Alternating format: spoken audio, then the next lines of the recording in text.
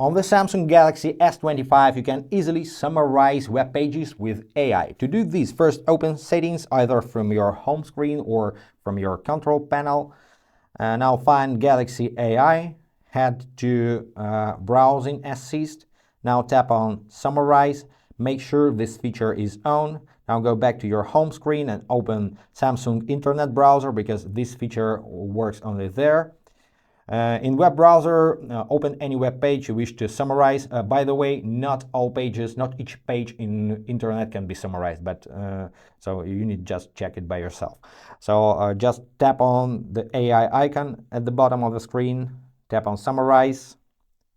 Here is your summary.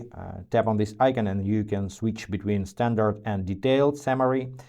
Now you can translate the summary or tap on Copy.